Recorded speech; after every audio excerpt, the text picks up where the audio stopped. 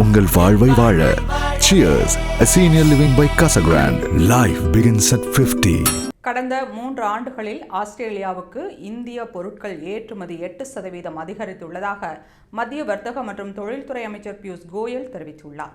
இது தொடர்பாக அவர் வெளியிட்ட பதிவில், இந்தியா ஆஸ்திரேலியா இடையேயான பொருளாதார ஒத்துழைப்பு மற்றும் வர்த்தக ஒப்பந்தம் அமலுக்கு வந்து 3 ஆண்டுகள் நிறைவடைந்துள்ளதை நினைவூட்டினார்.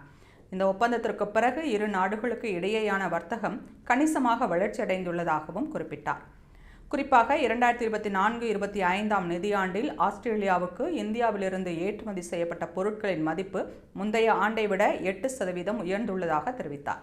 இது இந்தியாவில் ஏற்றுமதி இறக்குமதி வர்த்தகத்தில் நிலவும் இடைவெளியை குறைக்க உதவியுள்ளதாகவும் கூறினார். மேலும் வரும் ஜனவரி 1 முதல் இந்தியாவிலிருந்து ஆஸ்திரேலியாவுக்கு இறக்குமதி செய்யப்படும் பொருட்களுக்கு விதிக்கப்பட்டிருந்த வரிகள் முற்றிலும் நீக்கப்படுவதாகவும் பியூஷ் கோயல் தெரிவித்தார்.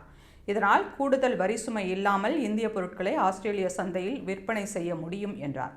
இந்த ஒப்பந்தத்தின் முக்கிய அம்சங்கள் நடைமுறைக்கு வந்துள்ள நிலையில் புதிய துறைகளிலும் ஏற்றுமதி வாய்ப்புகள் உருவாகும் எனவும் அதன் மூலம் வேலைவாய்ப்புகள் அதிகரிக்கும் எனவும் அவர் நம்பிக்கை தெரிவித்தார்.